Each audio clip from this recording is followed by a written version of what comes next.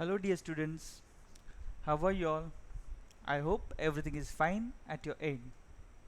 Today, we will start with the third part of social science, that is civics, now known as social and political life. Aren't you excited to learn the new subject? Yes, I know. You all must be very excited to learn the new subject. Today, we will learn first chapter of the subject, that is understanding diversity. So let's start. Let's understand first that why the subject has named social and political life. We humans are social animals, which means humans always stayed together.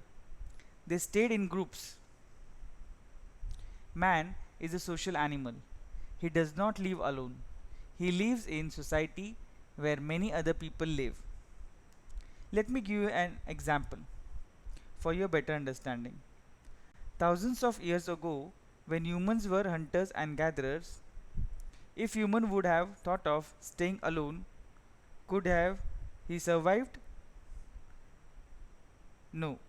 Neither he could have hunt or gathered food alone, nor he could have been able to protect himself if any animal attacked on him.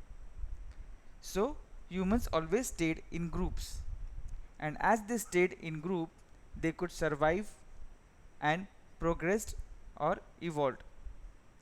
Today, humans are the leaders of the world as they cooperate each other. They work together. They stay in groups. As humans stay in group, take for instance, there are two groups. Both the groups stay happily or two groups who fight with each other. It can be anything. Now, how do these groups operate or work? Their way of working, their thoughts, way of living, these various things is defined by the politics in the group. Basically, politics means the functioning of the group. So this was about the name of the subject, social and political life. So let's start with the first topic of the chapter, that is diversity in India. India is called land of diversities. Land of diversity means in our country there is diversity in everything, be it language. In our country, more than 1600 languages are spoken. Food in different parts of India, different cuisines are made in different ways. Various festivals are celebrated in our country in various parts, and different religions are practiced. Where do these various diversities come from? People have been traveling from one place to another since thousands of years. They traveled for various reasons, like new place for settling, new place because probably for better conditions, better living standards. They traveled for trade. One reason was also due to natural disaster like famines and droughts. In such of work, in the case of war, too, human or people traveled from one country to another or from one state to another, attack and settle. So thousands of years people also traveled from one place to another. Let's know how they traveled today. We can travel by plane, car, bus, trains, etc. But back 2 to 300 years ago, there were no planes, cars. So how did they travel? They traveled on horse, camel, or on foot.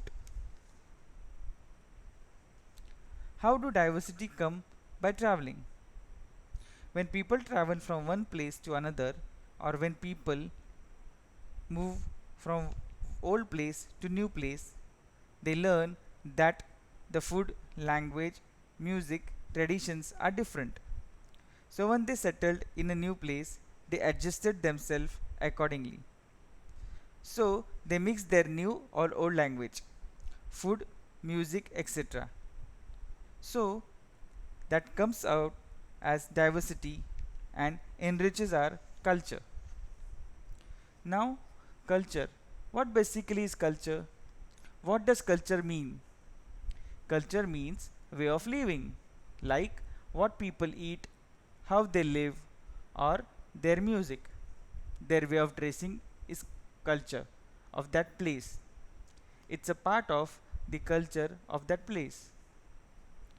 What people work, eat, clothes they wear depends on the geographical condition of the place they live in.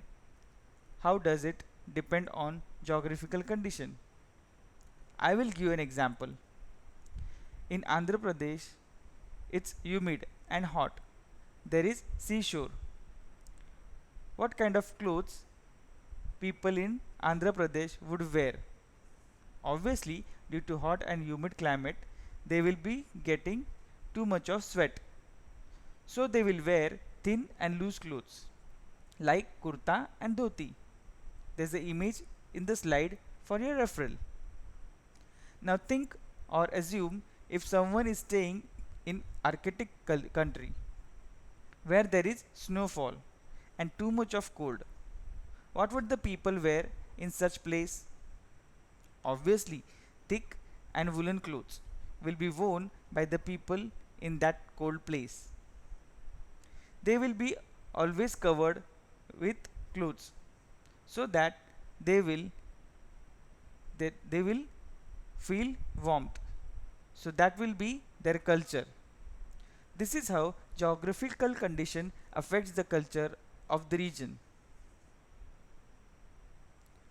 Let us take example of Ladakh and Kerala. With these examples, you will be more clear with the ideas and understand better. Ladakh in the eastern region of Jammu Kashmir trades from Europe had a route to travel China via Ladakh. So Ladakh was very important place for traders to sell their goods in India, then go to China. Here we end with today's topic. We will continue with the topic Ladakh in next session. I hope you have understood the topics covered in this session. It's my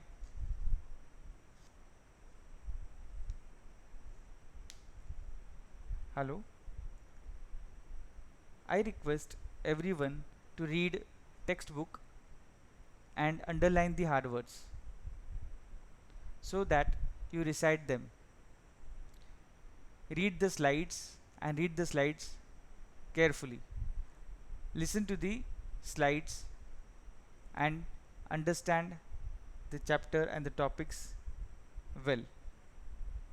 So see you in the next session. Till then, take care. Bye.